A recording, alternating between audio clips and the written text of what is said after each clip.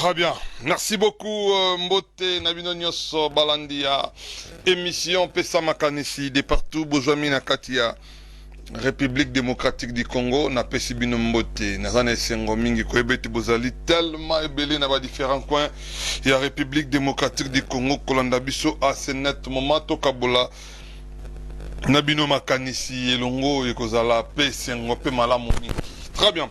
Na pesi Mbote na équipe technique vous allez accompagner Biso na Tango Alelo Toronto na banda kuna bino une équipe très bien assise na monnaie na régie finale ingénieur junior congolo un cerveau très compétent un cerveau intelligent accompagné d'une équipe forte monsieur Jonas derrière la caméra tout fait tout flamme monsieur Yves et na nzela ya internet monsieur Obed un technicien Bogar Napessier Mbote Mingi et l'équipe coordonnée par Monsieur Florent Napessier Mbote Mingi. Très bien, je crois.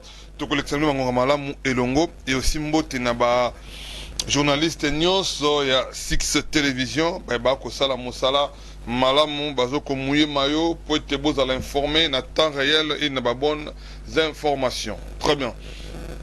J'ai 3 invités et 4e invité dans Nanzela dans le comité Monsieur Héritier. Dans le comité Tozelaye, je commence avec ceux qui sont déjà là avec nous. Nazalina, monsieur Emmanuel Azanabiso, et puis Napessier Mbote, monsieur Emmanuel Boni Santina. En tout cas, Mbote Paparigan, santé, Nzamba Pesibiso Makasi, Nenge Tokutani Boye. En tout cas, Napessi Mbote, Nabayenyo Sobazolanda Biso. Ah, la chaîne télévisée, précisément les techniciens na biso au bazali na katia chaîne précisément bande konyo so bazolanda biso na ndako na zangi kopesa Mbote te na honorable Lusanga Ngefu bazali ko bunda pour na territoire ya Lubao baza bango nyonso na j'espère au Eliezer Tambwe Mposhi Charmant o yazo bunda makasi pour être lomani etelema na pesi bato nyonso Mbote. Très bien, merci beaucoup. Monsieur Raphaël, Raphaël, mon pote. Ndeko Shadrach, mon pote, tant pis, Mbote na yo bonne santé. Mbote ndeko Rigan, santé za malamu, na pesi Mbote na ba Congolais et Congolais, je trouve bazo na bichon en ce moment, mais je salue aussi mes co-débatteurs, mais na pesi Mbote na camarade monsieur Ismaël Musunga Iwazali, secrétaire le général adjoint à mon parti Mouvement Social pour le Renouveau. Très bien.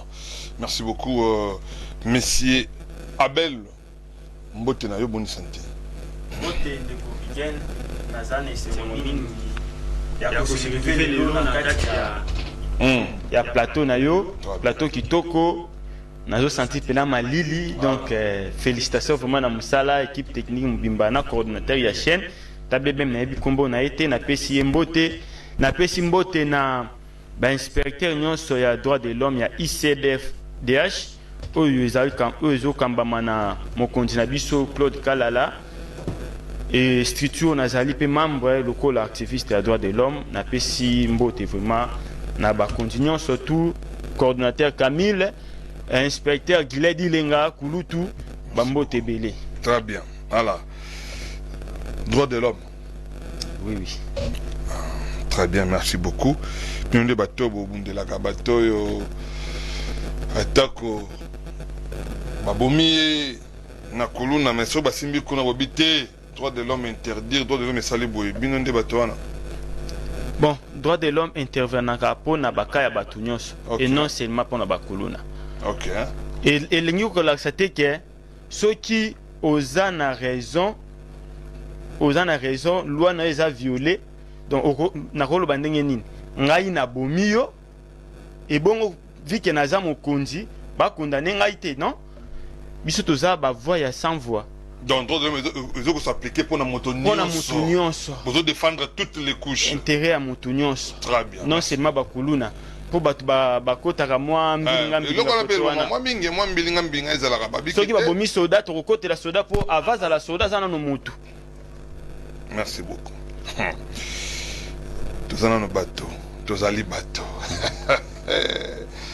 Tokobeta masolo na tongo lelo ya matali le dialogue ou le changement de la constitution pour une paix durable en République démocratique du Congo.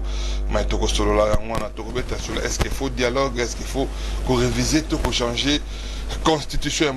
Mais je vous appelle à un respect mutuel, pas des attaques personnelles. Analysons le sujet. Tout le monde a une idée. Tout le monde a oh, bordir, théâtre, bordir, tu as un macadam et théâtre. Tu as une chaîne très sérieuse. Voilà. Nabandi Ndeko Obed. Abel. Ndeko Abel. Aujourd'hui, la toile est enflammée, il n'a pas de constitution en Bokanabisu. Quand bien même que Kondiamboka s'est prononcé n'a été, il au changement, révision. Lui, c'est un homme qui respecte les textes de notre pays. Alors que respecter mon beau le conduire. Mais bah, voir comment c'est levé tellement nous sommes dans un pays démocratique. Nous sommes dans un pays démocratique. Bah, voir comment c'est levé de part et d'autre. Les autres parlent des changements de la Constitution. Les autres disent que non, il faut réviser parce que la révision est prévue dans la Constitution. Les autres parlent même des dialogues avant de toucher à la Constitution. Makantina Yondeko Abel. Oui, Ndeko Rigene. Yambo vraiment na kota vraiment na muzindo ya sujet na biso. Na komituna mituna na kotuna biso mutuna. Est-ce que Constitution est comme Bible? Pour ba changer ngote. Pour les seuls livres ba ko changer te na mokili ezaka ka Bible. Ah. Oui, oui. Okay. Les seuls livres na mokili ba ko changer te ezali Bible, ezali Coran, makambo etali religion ba ko changer ngote. Constitution ils ont mérité qu'on la changer parce que ezali loi yamboka. Ba votaka loi selon l'état des besoins de la population. Maintenant ceux qui sont aux constitution ils ont payé ça vraiment priorité vraiment mingité na ba besoin de population zanango. Est-ce que tu mérité ka ko gato to maintenir en pour la constitution. Dédé. Tu vas faire la livre. C'est là dans nous assise matière. Dédé. Au fond la livre, voilà constitution to livre.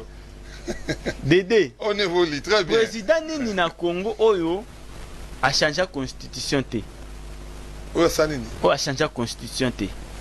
Oyo a changé te. Oyo a changé la constitution te. Président nini na Congo depuis Congo koma tozo indépendance. Po tokozonga muke na sima na avant 1960. To bandai ko ça la charte coloniale. Ouais.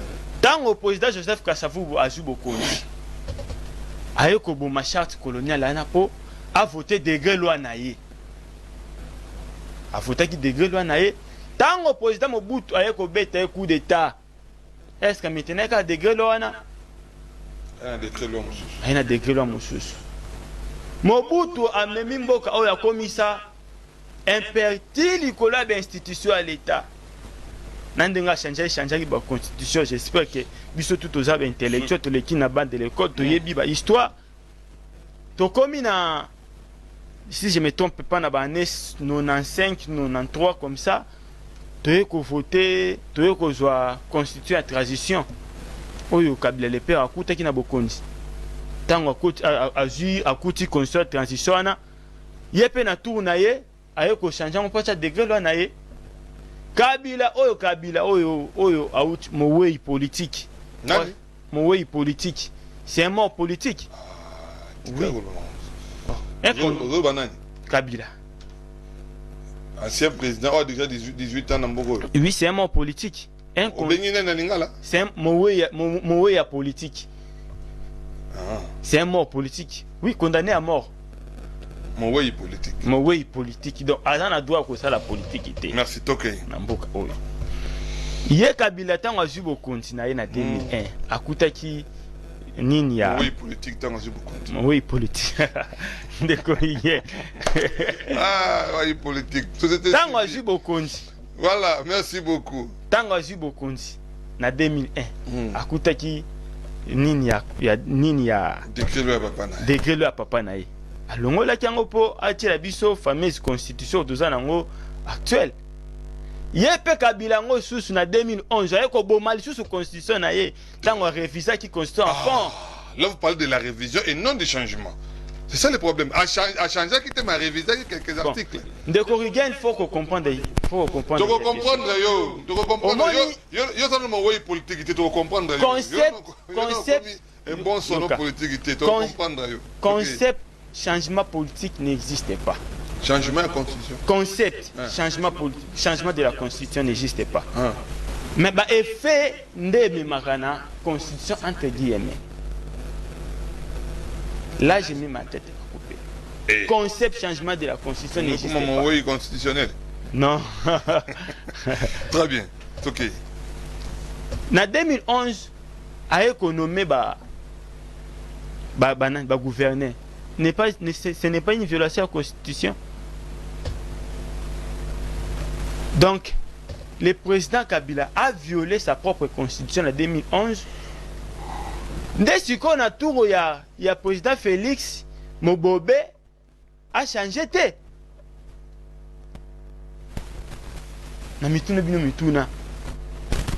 Le président Félix a changé. Les cas va changer. Na tout na yende bomone la ye. Yende Tony Yoko bako la bête à Ramako fitango nyonso. Faut changer, a changé constitution te. Bon va coller. On a terrain au quoi ya mabe tika na tokindi tokei terrain mangani za mabe makasi tika ba champion ba vanda tika ba champion ba vanda tokei donc yo pona yo le corps à Mobutu a changé quand on 17 fois ceux qui 17 fois Kabila changé quand peut réviser yango le président Tshisekedi a le droit de changer la constitution. Oui, bien sûr. Ceux qui ezopé sa vie pena avalité. Ya ko bunda même ici ya ko boto la mabele na biso. Et ko bangune wa boto là. Ce que tu maintenir la constitution. Merci beaucoup. Mon a commis belé na avant makamba commis na bimisa yango na monoko na e. Au bon c'est la biso moi des articles moko boy. Ozo mona keza malamu te. Ezo répondre na besoin ba congolais. Pour le but que ce constitution ezako répondre te na besoin ba congolais. Na ba réalité ba congolais, il faut que changer yango, n'est-ce pas? Oui. Est-ce que ça na moi des articles moko tangela biso boy ozo mona ke noter. Ndeti pour un article oyo ezo répondre na besoin ba congolais, faut que congolais yango. Article ya liboso ezali 217. Et le binini. Oui, et puis mais la biso souveraineté. Et ça la nini? Et puis mais la biso souveraineté na biso 217. 217. J'ai la constitution ici. Voilà, nous allons lire. Les écrits restent. Bien que la révélation est plus forte que les écritures. Mais les écrits restent. La République démocratique du Congo peut conclure des traités et ou des accords d'association ou des communautés comportant un abandon partiel de sa souveraineté en vue de promouvoir l'unité africaine. Et l'Obinine, République démocratique du Congo, mboka na biso, tokoki kotika eteni ya mabele pa ya bangunia, ndenge nanga zo bundisa biso kuna na Kagame na Kabila, tosundolela bango mabele wana, na mboka nini papa? Pour nous sauvegarder l'unité africaine. Te afato comme l'unité africaine, abandon wana, tosundolela biso. Nanga zo menacer biso ko na Kagame to tikela bozo na binongo lokwa biso Afrika to ngama kele to butu na binongo eza bongo na lobi bien ba lobi abandon to abandonner donc toza le sous na makasi ya ko gouverner sous place wana te yango mona prévenir que goma yango wana eza na boka bangunia.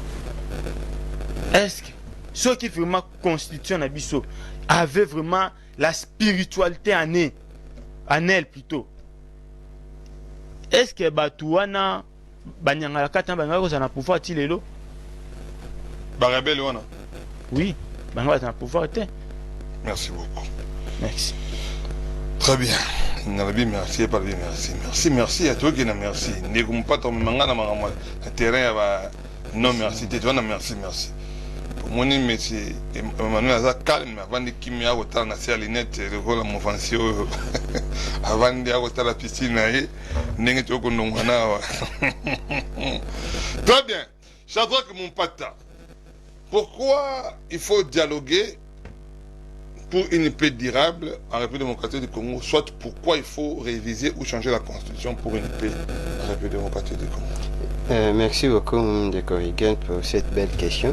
Et je pense que vous venez de me poser des questions. Pourquoi on doit dialoguer? Parce que il faut dialoguer, il faut changer d'abord. Est-ce que il faut dialoguer? Il faut changer. Pourquoi il faut changer? S'il faut dialoguer, pourquoi il faut dialoguer? Bon, moi je pense que on ne peut pas changer la constitution. Oh. Pourquoi? Parce que tout ça n'a balabala. J'ai fait vraiment un effort il y a un peu dicté na bande konangai. Et je comprends baza ba victime il y a parmi les jeunes dans le système parce que je suis sûr et certain que nous surtout de Kauchuko le Babel à lobby et sont des choses où il n'y a pas eu qui na TV et je vraiment peut tenter à analyser parce que même article là où tu tangawana a dans la difficulté à expliquer on va comprendre madame et je comprends que le but est clair et le but clair tu il comprendre ma paix quoi ça va peut-être que il y a le beza solo pour na aucun moi sur pour kanisa nga le but que c'est surtout ya lokuta article est clair so ba kochanga ta pembe no na biso makamona ka article ba lobi boya ama kamto tangi ce sont les écritures. Abel a tiré dans la écriture, à comprendre bien. A tiré dans l'écriture, n'est ma écriture commis. Comme la révélation est plus forte que les écritures. Peut-être que la révélation écriture, il y a révélation T. Oh, ils ont question T. Ils ont question à révélation T. À Outiko Tanga, on a abandonné un article là. 217. Article 217 qui dit oh là là, est-ce qu'on peut m'envoyer des vous avez je pas n'en plus mon quoi. Voici mon théâtre une constitution. Yango Yezali. Voilà. C'est ça. Article 217. La République démocratique du Congo peut conclure des traités ou des accords d'association ou de communauté comportant un abandon partiel de sa souveraineté en vue de promouvoir l'unité africaine. Article 217. Comportant un abandon partiel de sa souveraineté. Ce qui pose beaucoup plus de questions dans l'article où il y a une notion de souveraineté. Les gens confondent notion de souveraineté na terre, na mabélé, na habité basant la difficulté à comprendre. Ils doivent d'abord comprendre une chose, que c'est quoi d'abord la constitution. Parce que le Congo, c'est le seul pays où on parle de tout sans pour autant comprendre la réalité de Zolo Belani. Vous verrez quelqu'un qui parle de quelque chose à maîtriser, qui Kofi Azolo Bassan, Fatim et Msou Kagama vendent déjà na Gombe. Mais vanda 14 mois à Izara Gombe. Paul Kagame tangayaka non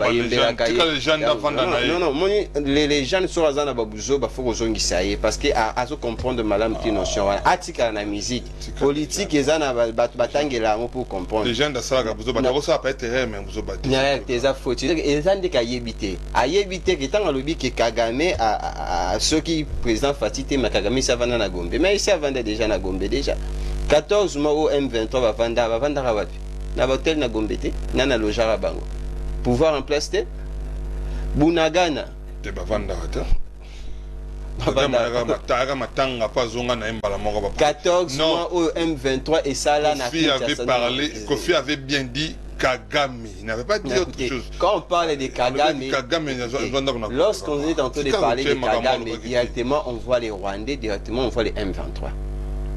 Personne n'est contre moi par rapport à ça. M23 Vanda pendant 14 mois, Nana Zoa en charge, gouvernement mais c'est la loja bango déjà na Gombe déjà.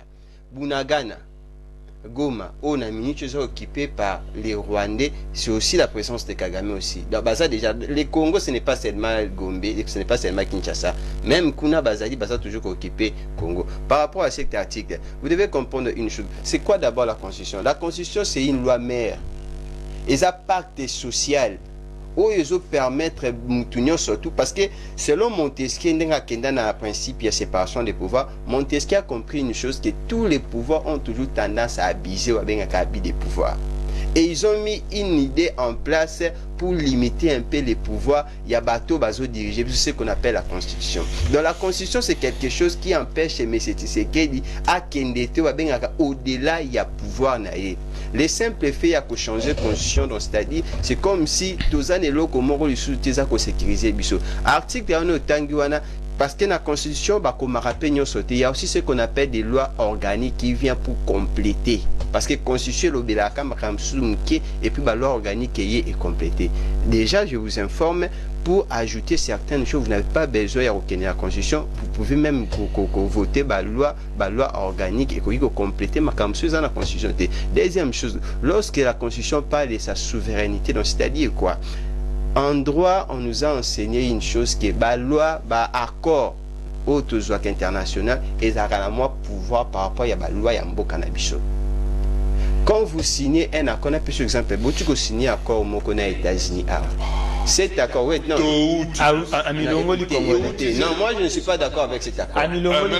Déjà, à ça, on même pas, sans aval, il y a des Congolais. Et l'équipe même pas dans l'Assemblée nationale, il a fait de son propre gré. Les Congolais ne sont pas d'accord avec cet accord. Accord Binobotuko signé aux États-Unis, na Rwanda.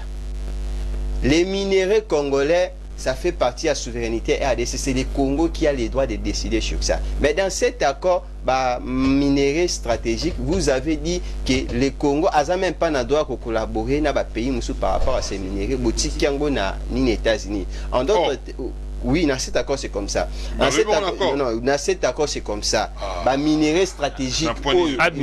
Écoutez, le minerai stratégique. Les minéraux stratégiques, accord na États-Unis, c'est les États-Unis qui vont gérer ensemble dans la RDC. Le simple fait de gérer avec notre pays quelque chose qui appartient au Congo, c'est une manière d'abandonner une partie de la souveraineté. C'est comme ça que vous devez comprendre cet article. Donc, l'accord Union internationale au Congo à Signaka, c'est une manière d'abandonner une partie de la souveraineté en Bokanabango. Cela ne veut pas dire que Tozi Bunaga na Totika on a maboko ya batu mususu Tozi Totiki Zabongote. Donc, mon droit, mon son d'état censé ya ko expliquer mibeko ya mboka. Yango moni même na kusi nini il y a toute une cour oza censé ya ko expliquer ba loi. Donc ndeko na ngai tozana ba gêne ko salaire au ba gêne IDPS ba satina ba force du progrès, tu as encore l'état ya ko kende ko tangaka pour comprendre certaines choses pour nos sala besoin ba. Non, c'est exemple ngalo baka si j'étais au cadre de l'IDPS, ce que j'allais faire, n'a recommandé les jeunes du progrès, surtout dans l'université pour battre niveau. C'est aussi une manière de sunga bango. Quand on bâtit d'abord de la gratuité, déjà, l'université va battre sunga bango. On prend le temps, on réfléchit. Merci beaucoup. Parce que l'IDP, c'est le bas qui a. Maintenant, constitution aux autres sungo nani. Écoutez, Yoka. Au niveau de c'est.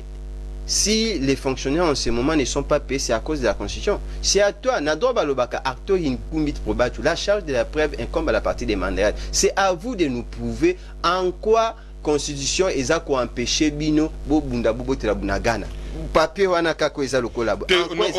Non, aujourd'hui, le FRDC c'est Bundamaka, c'est récupérer le territoire. On comprend que ce n'est pas du tout le problème de la Constitution. Les constitutions ont un problème. Et ça, un article, mon côté, où on est capable d'IDPS, tout le monde est capable de couper sa raison pour nous prouver réellement qu'on doit changer la constitution. Et ça, article coupé, ça, tu balayes facilement. Donc, aux ongles, la sous-soirée, je ne sais pas ce que tu fais partie à bateau, les présidents dans la mandat, dans la mission. Yo, vous bon. Nazela, Kolobana, nous bon, pour. Peut-être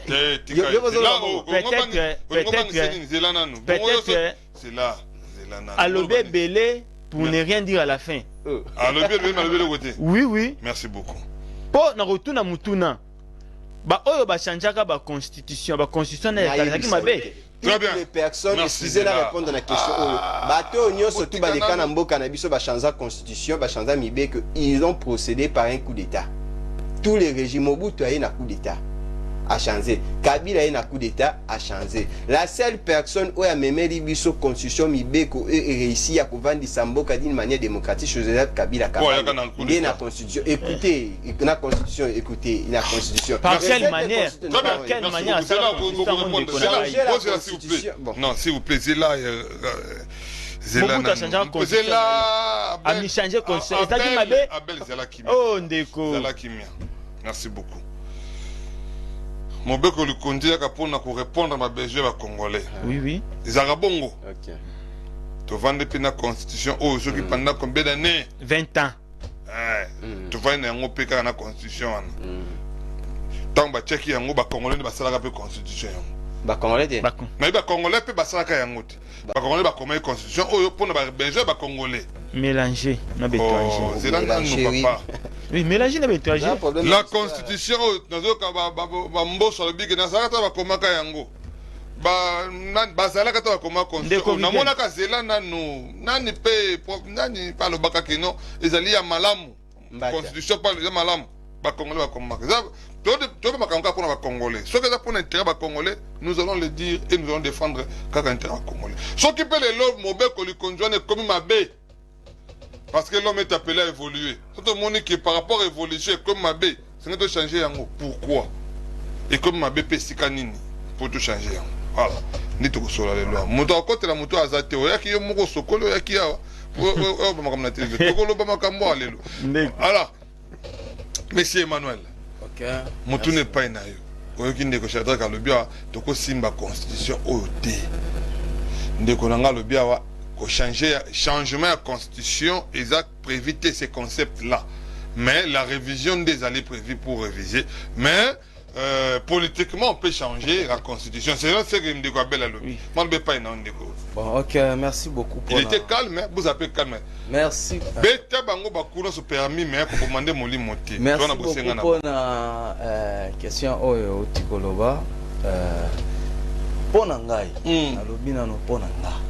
Hein? Pona yo Emmanuel Tambo.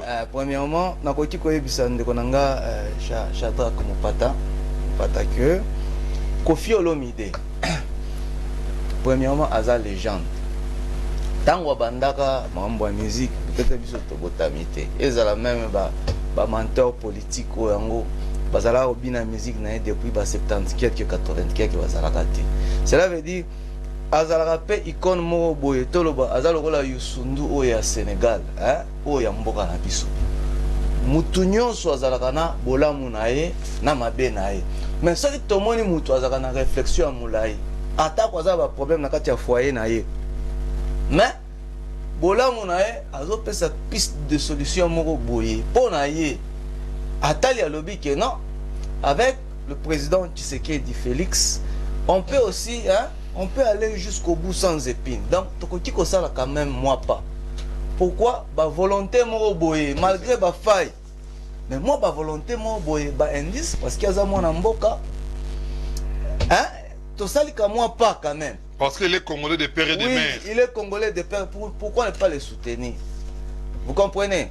Ce qui te lobby Joseph Kabila peut-être il est né ailleurs peut-être na mentalité na comportement ya ba étranger c'est ainsi que ba bengaka étranger par rapport à zel naye oyoye azalaka nango oyo ndenge amemela kibiso na kena point de vue constitutionnel ndenge bozolo ba mambo constitution ndenge ndeko nanga Shadrack explicité yango article 217 wana pona ngai ndenge botangeli yango namoni que parce que ceux qui tozongi na botangi bien te botangi bien mais toyebi ba menteur mon politique o ba banda déjà rébellion papa Shoki Tundu akoti kokosa te oui constitution et komama ki na ba congolais mais quelques articles et utaki na 1000 collines ye moko papa Shoki Tundu ndalo ba kiango que constitution wana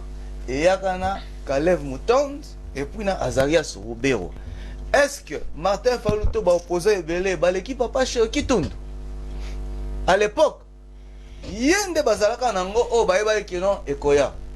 Na article 217 ndeko nangai. Soki tozolo ba kino banguna bazo profiter place wana eza pamba te. Souveraineté, toyebi ke souveraineté toza na extérieur na intérieur. Niveau ya extérieur, hein?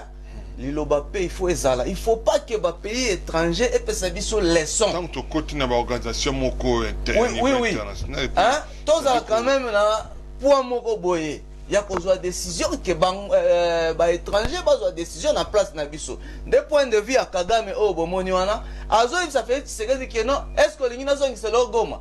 So l'ingina zong c'est le goma, hein? Pesanga banani nanga o ba désir nanga o ngana lingi, ndena ko zong c'est le goma. siko yebisanga so nde place oyo 217 omoni président de la république ezobalana ezobalana nalobi na souveraineté nake toza na point de vue souveraineté extérieure na intérieur. Na intérieur awa il faut autorité de l'état et s'imposer. Au moins na volet on a qui na point de vue positif na négatif. Donc extérieur na intérieur. Donc mabele o bazolo ba ils ont fait partie na kati ya souveraineté. To pesa ki exemple à tolobi souveraineté na pesa exemple na bi série ya président Mobutu. Président Mobutu soki ozana ye simba eloko nyonso oyo ko simba mais kiti na ete. Eza pe souveraineté. Yango na tozolo ba ke biso ba congolais. Tozana mboka na biso na superficie na yango. Mais tu es se rendre compte que kiteni ya oya biso parce que mbongo ya kiteni wana soki kotaka na dernier public awa mbele budget ya l'état et mata mais depuis bakanga parti wana mbongo nyonso kendaka na Rwanda okoloba tozana souveraineté ou bien to perdre une partie c'est parce que votre pouvoir est faible vous êtes incapable non ce n'est pas je volue mon frère je volue soyez calme moi j'étais calme quand je disais nazo pesa siko nazo loba siko ba point wana comme Kagame comme un fretin est-ce que il y a quoi imposer ka biso pose azo quitter na biso mabele pour dire que biso toza faible tandis que on a été infiltré par le militaire rwandais ici au Congo ce qui est là balobi toza faible parce qu'on a été infiltré on a balkanisé ce pays officieusement une partie de ce pays a été dirigée par le Rwanda. Pendant 18 ans. Pendant 18 ans, on a donné la petite défense na moi batwazo mona na ba Rwandais. Alors, siko tokozala makasi ndengeni. Et puis bazui lokola charge mo ba pesi Tshisekedi eza lokola piège. Ba pesi pouvoir wana po ba diriger na coin ba pesa ba injonction. Ozomona ndeko tozolo ba souveraineté. Ba pesa ba injonction pour asalaka o bango balingi. Allez, siko yepe lokola za mukishi. Non, yepe lokola za mukishi. Muntu mukishi o bakunda na maya munkamba. Ozomona yo ko lekele na esprit ta atala lobita na suka ya manda. Hein? Population oyo akoya ndeko juger ngai. Qu'est-ce que tu as fait? Yo zolinga soit disant de bazoloba o azolinga ko sala 3e mandat. Siko ako expliquer bango nini soki makambo esimbite. Or que batiale qui est na est. Siko toloba te na yango tozo marteler na article wana. Siko yo na constitution o marteler ka na article tout a besoin de changement. Na article siko ngana zoloba ndenge to marteler. A lo mambo dialogue lo makambo ya constitution et puis makambo ya changement. Na yebi que tozana révision constitution parce que constitution ngo moko eboyi to changer mais toko réviser na révisitation ya constitution. Ozo comprendre? Mais pendant ngai ndenge maréchal a changé ndenge musée a changé ndenge pe Kabila a changé so to zela nalobi ndenge président Tshisekedi azui pouvoir oyo sans makila ozomona akoki ko changer ngo po to banda makambo ya sika Kabila a changé donc Tshisekedi a changé la constitution Tshisekedi pona nga nalobi pona nga Tshisekedi a changé constitution a longola ba impureté nyonso a changé batia mibeko ya sika pour classe politique ya sika évoluer malam. Merci beaucoup. Ozomo ataba weleni au article 219 na constitution ya ba ukrainien nana ya ba ukrainien na bango baza 83 ozomo ndenge bazolo ba ata soki lelo ke non oh bosimba boete oh ekosale maté parce que pour la souveraineté de notre pays on peut toucher. Oui. Mais on peut réviser, soit on peut changer pour la souveraineté de notre pays. Oui. Ndenge bango bazolo bela wana. Ozomona ka kepisma ebozala kaka. Yango au lieu de ça, vaut mieux que to changer constitution, to tia mibeko asika. Biso ba jeune ndeto ko diriger mboko oyo. Merci beaucoup. Eza ba mpaka wana te o bazotinda donc bozozala manipuler pamba na télévision, ça ne sert à rien. Ba manipuler hein. Mais oui, parce que si vous avez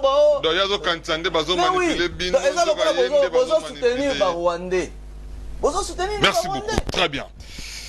Alors, on évolue lentement et sûrement, nous allons bien atterrir. Je pense que nous allons très bien atterrir. Pas des attaques personnelles, pas des insultes, toujours qu'on analyse. Déco Abel. Oui. nazongeli yo lisusu ndeko Shadrack Alobi, d'abord tu as très mal interprété cet article 217 donc beti bo sambulu moko pene ya bosoto wana seloye Alobi pene beti bosoto moko pene wana seloye babengaka bichanfu tikanga siko nazongisa ye moke obeti buchanfu te nazozongisa ye ozongisa ye nazozongisa ye kaka sikoyo. Voilà. Ce qu'il y a bien interprété l'article au Mabé. Au-delà de tout ça, Binomo Bozo le bas que le changement n'est pas prévu. Mais il y a le bi. La révision, on peut toutefois réviser, mais non les changements.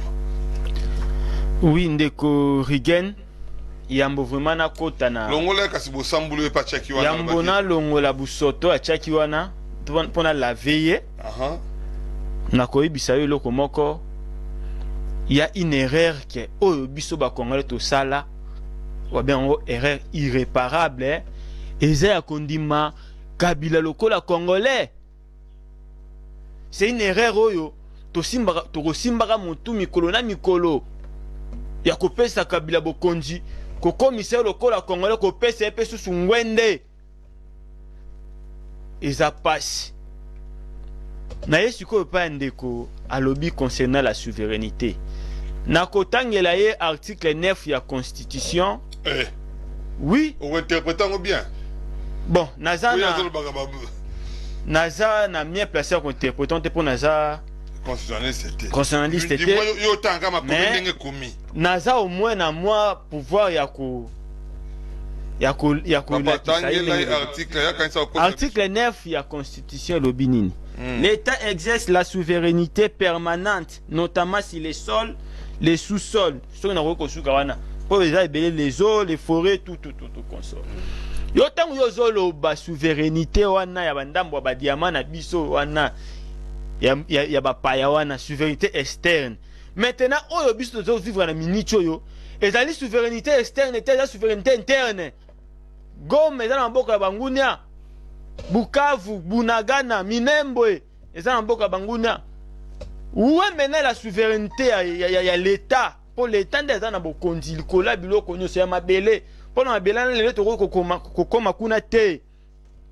Bon on appelle cet article constitution eza violé, puis eza tué par les gens de Kabila, par le complot de Kabila.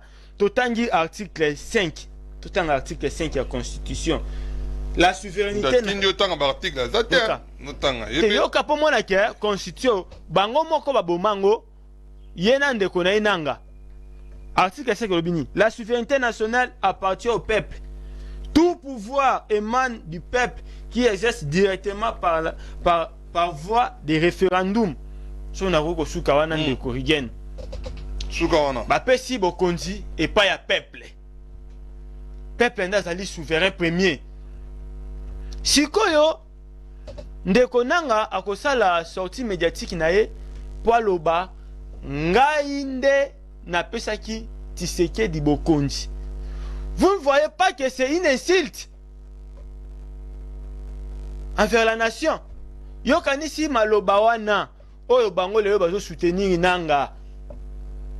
O bazo soutenir nanga. Maloba wana soki zaki na France to ba pays misusu. Est nanga ngakala la tamukolo moko. Maintenant, oyo bato batika ke bandako na bango bake ko voter président Félix lelo. C'est que bato baza banyama. C'est que baza maboma 73%. Où est maintenant ou en 2018? Où est maintenant la souveraineté du peuple na la constitution wana? Yango to ça la constitution moko ozake. Congolais ne surtout à se retrouver. Congolais surtout se sentir à l'aise.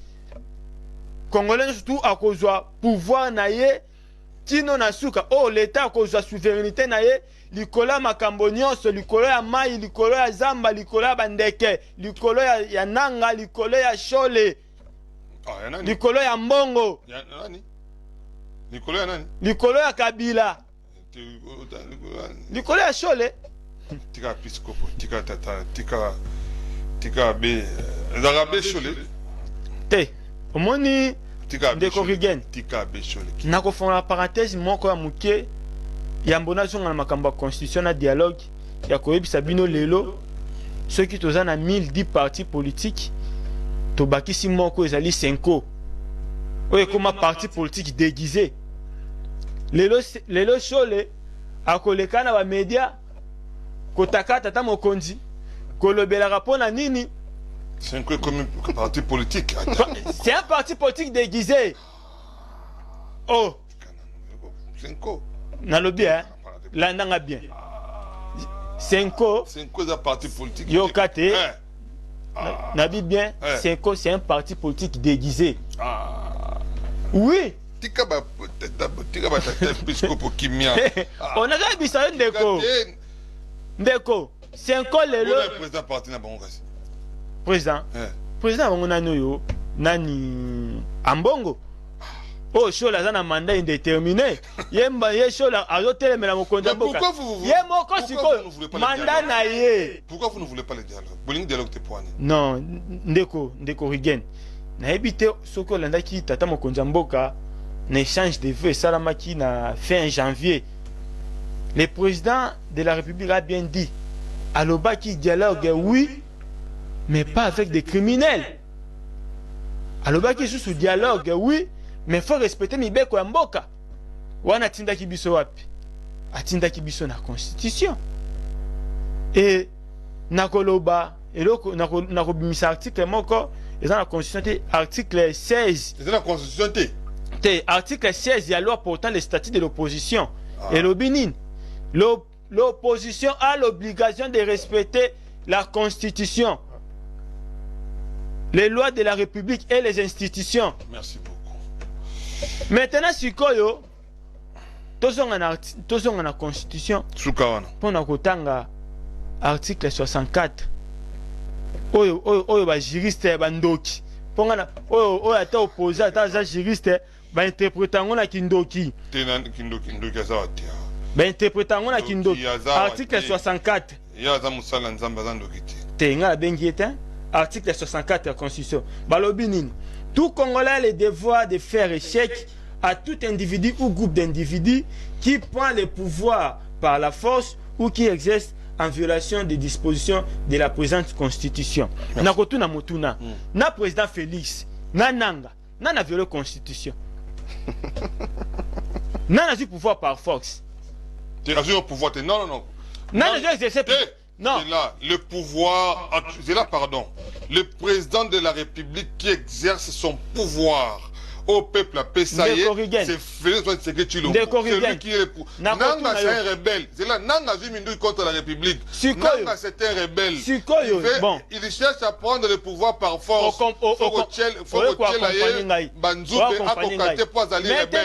Mais le président Félix Tshisekedi a ce pouvoir. C'est lui notre président. Bazo bundisa président Félix a violé la Constitution, a eu pouvoir par force. Nana mituna mutuna na article 64 est clair. Entre le président Félix Tshisekedi Nanga, nana eu pouvoir, nana exercé pouvoir par force en violation des Nana a violé la Constitution. Gouverneur wana Goma wana gouverneur wana. C'est Nanga qui viole la Constitution. Qui viole la Constitution. Pourquoi pas l'opposition na Nichole na parti na Senko bazo combattre bango te bazo combattre président Félix Tshisekedi. Merci mon pote Shadrack. Ndeko katinga maloba. Olobi mingi. Okatinga maloba. Na kati po Ndeko. Oko risque ta na kozoma maloba na pesi hier loba que non vous avez beaucoup dit. Je me pose la question. Vous avez beaucoup parlé pour ne rien dire. Non, je me pose la question concernant dialogue. Je me pose la question concernant le dialogue. Je me pose la question. Quel sera le poids politique de AFC M23 envoyé de Kagame na dialogue wana likolo ya ngana yo? Merci beaucoup. Nabanga kinde yanga loba vous avez beaucoup parlé pour ne rien dire. Alors loka na mingi mais alors loba ngote. Shadrack mon pote tokei. Malbe pas na. Pourquoi vous martelez sur les dialogues pendant que na mboko yo? Même bien que ndeko le bien ngwate tout ça va dialogue ben na mboka o. Tout ça va dialogue à San City, dialogue ya inter-congolais, dialogue ça n'a rien apporté na mboka na biso. Allons-y tout droit na tout changer constitution tu as mon beko li conduire et répondre à besoin congolais et répondre à question à congolais na santé à congolais et puis si le maman comme que je qui me bosso menango on est bon betara tout le dialogue pour vos intérêts politiques ne corriger na ju vraiment musala makasi te na émission oyo parce que ndeko nanga Abel a aidé nga na ba article belé oyo moi sans la difficulté à comprendre. Il faut expliquer. Interprétation ma belle juste. Non, à Sali, on va bien à la philosophie, l'ignorance du débat. Non, il donne des articles, mais il dit autre chose.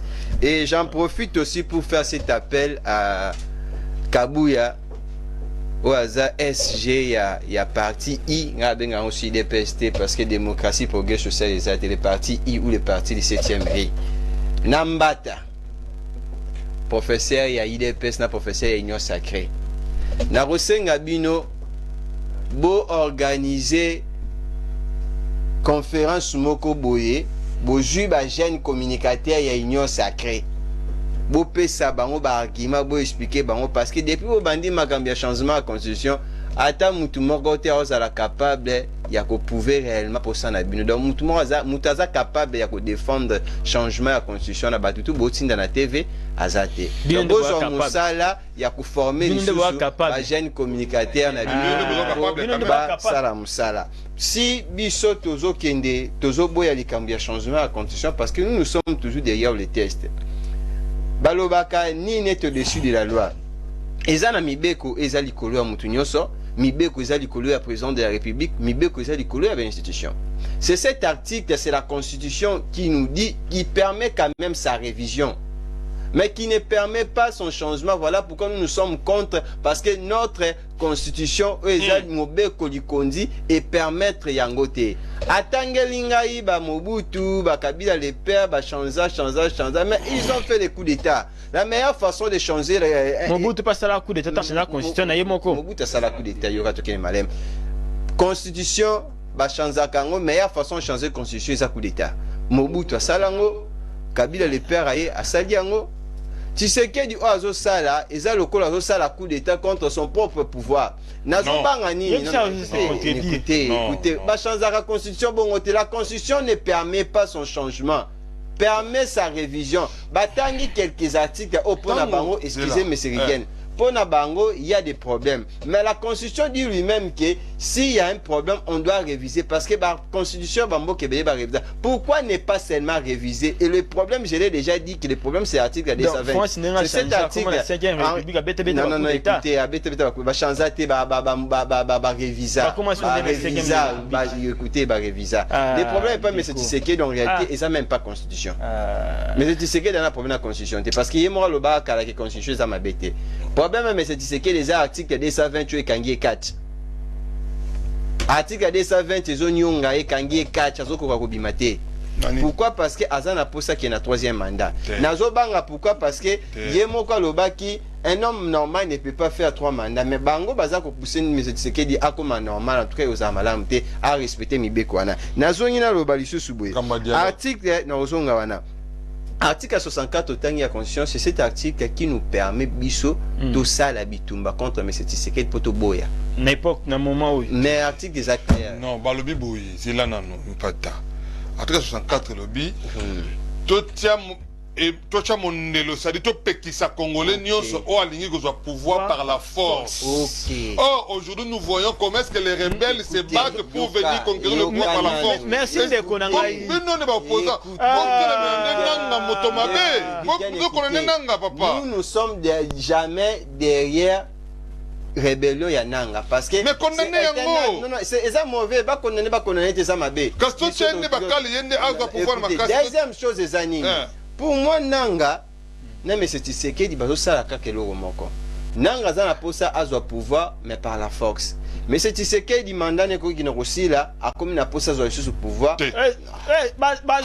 sikoyo c'est là na belle c'est la kimia c'est là na zala kimia c'est comme beaucoup qui m'a zala kimia ndeko mupata le chef de l'État nous a dit il va respecter la est-ce que yebi yo sali na oza journaliste otangi na sepela na opo tangi mingi otanga pe science politique ba yebi sa biso lo comment ba lobby secrétaire général SG à parti, c'est lui qui engage le parti. Oui. Lorsque Kabouya ou Aza SG, il y a parti I, il y a parti à 7e RI, parti à Sanzete.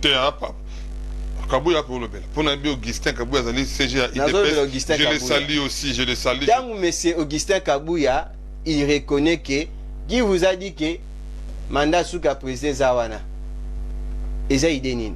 N'est-ce pas de donner à M. Tshisekedi le troisième mandat? Non, c'est chité. Pour nous chiter, article 69. Pour nous comprendre, Constitution n'a pas ça m'a bêté.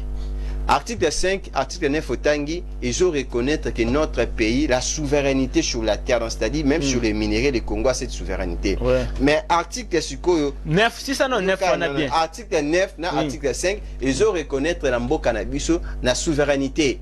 Il y a que défendre sur la terre où ils ont la carte Congo et appartient à notre souveraineté, c'est le Congo qui a Nagana. Ok.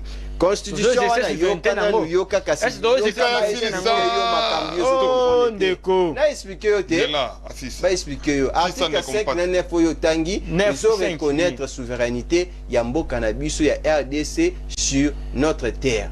Munagana na Goma. Mais ce qui est un article 69, c'est cet article où il est biso mission, il y a président de la République, il est le garant de la nation. Donc c'est M. Tshisekedi azana droit à la sécurité, intégrité en Mboka na biso. Si Goma na Bunagana les gens na maboka va tout ça problème à constitution parce que constitution c'est non non c'est ça bon côté constitution et M. Tshisekedi pouvoir yako protéger Mboka na biso. C'est parce que M. Tshisekedi son pouvoir, ils ne sont pas forts. Voilà pourquoi M23 bazana na Mboka na biso siko. Ndeko Emmanuel, malobe pa ina yo. Très bien.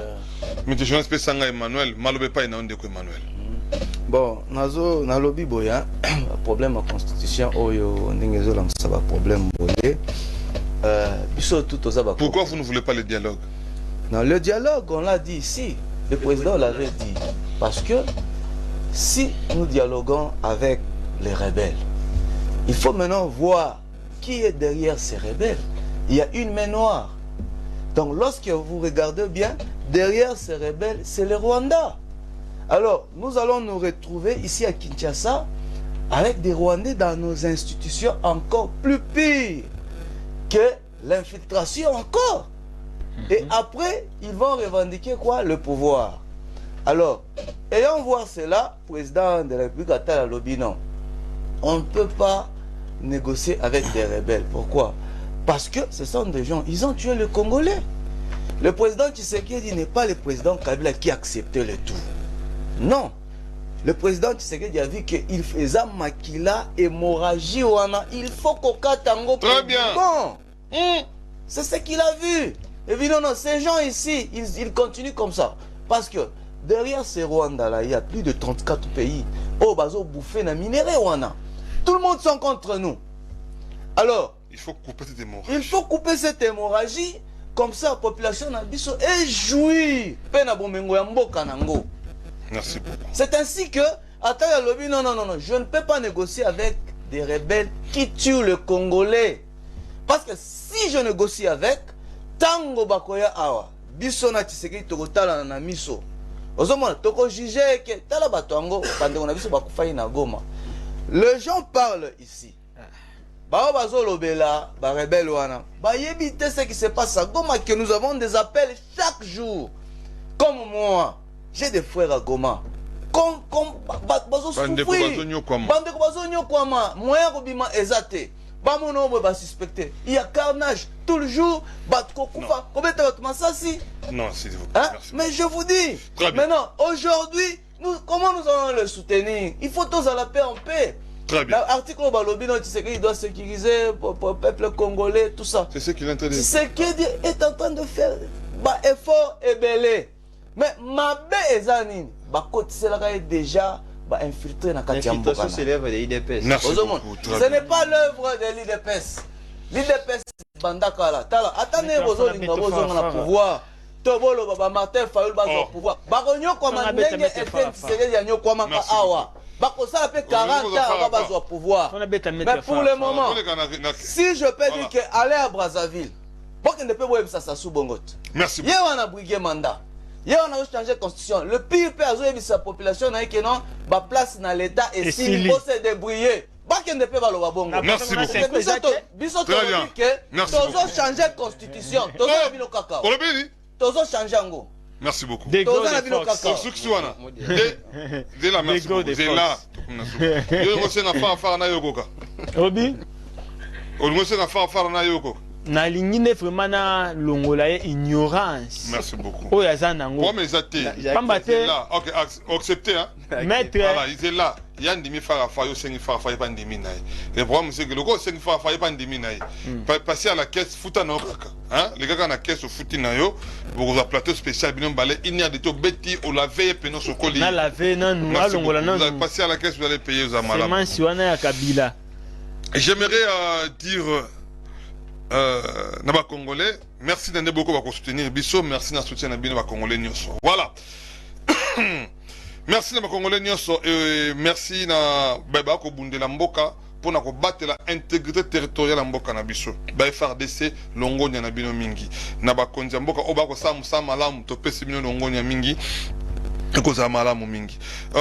Na pesi mbote na un homme politique que j'aime beaucoup parce que j'ai approché ce monsieur et j'ai senti en lui un sens de patriotisme élevé. Jantiningo Bilambaka, c'est un Congolais de très bonne qualité jusqu'à Samuel Épinière. Ça, je n'ai pas peur de le dire et je ne réfléchis pas des fois pour le dire parce que c'est un Congolais qui aime son pays. C'est un homme, on l'appelle aujourd'hui un homme de progrès partagé. Le progrès partagé, c'est-à-dire c'est mettre tous les Congolais au même pied d'égalité. C'est-à-dire, tant au Congolais à Kimbantsek, à la capacité de Tonganda à 2 étages, Oya Malukupe à Tonga 2 étages. Tant Congolais à Gombe, à Zotonga, Ndaku, il y a 4 niveaux. Oyo Pe à Kinsensu, à Tonga, Pendako 4 niveaux. C'est-à-dire que les Congolais se retrouvent. Hein? Congolais, c'est-à-dire que chaque Congolais se retrouve, n'est-ce pas au sale. Un maçon a se retrouver, cordonnier a se retrouver, maître avocat a se retrouver, médecin a se retrouver. C'est ça la philosophie de ces messieurs Chantini Ngobila avec le progrès partagé. C'est pourquoi je les soutiens. Et bato baza sincère et pas Mokonzi Mboka bato ka bangobila. Mokonzi Mboka loyauté, intégrité puis sincérité na Mokonzi Mboka. Toko senga base de la pembeni na Mokonzi même dans le gouvernement prochain pour accompagner la vision du chef de l'État afin que ils à la réussite et que la malamu mingi. Merci beaucoup. Ouais. Tikana souhaiter joyeux anniversaire na bana nanga moko mibale balinga nga mingi nga pe alingi bango mingi balingi nga mingi nga pe alingi bango mingi mais 2 bébés je vous aime beaucoup pesanga photo ya liboso voilà elle est là bébé Chloé Mouyomba de la part de tonton Shadrach mon pata nous vous souhaitons joyeux anniversaire plein de bonnes choses bébé Chloé le lobo eto kotombela yo mbotama elamo bébé Chloé mwana maele mwana botosi nzamba batela pe apambola yo que tu sois une bénédiction pour ta famille et aussi pour la nation congolaise bébé Chloé. Je crois que vous aurez vos cadeaux auprès de tonton Shadrach. Je vais envoyer vos cadeaux, hein, tonton Shadrach. Si vous aimeriez que moi-même je vienne aussi les déposer aux Amala Mouming. Voilà. Deuxième bébé, c'est mon bébé Martinez Mouyumba, voilà. Bébé Martinez Mouyumba. Yaya 6 ans, tala ikondenga ko sekelengi. Toujours victorieuse. Voilà. Plein de bonnes choses à toi, bébé Martinez. Que Dieu te bénisse. Qu'il te fasse énormément du bien. Que tu sois une bénédiction pour la nation congolaise. Bébé Martinez Mouyumba de la part de tonton Shadrach mon pata. Beau déranger pour nos cadeaux, on a tindi déjà. Beau tourner, où sont nos cadeaux? Tonton Rigan avait envoyé Papa Motei. Il doit vous donner des cadeaux. Merci beaucoup. Vous avez vu la conversation comme la émission Sili. Émission Sili, mot de la fin, bébé Bazi Yango. Émission Sili, bébé Bazi, mot de la fin. Pour y capi, mot de la fin, Sili. Voilà. Tokomi Souka émission Mokoalelo. Merci na monsieur Abel. Andimi, merci Nandeko Shadrach, pas Andimi Farafara, passé à la caisse payée. Et merci Nandeko Emmanuel. Bondima Kozanabi Solongo, Tokute Nabino Mokolo, il y a lobby avec une nouvelle équipe.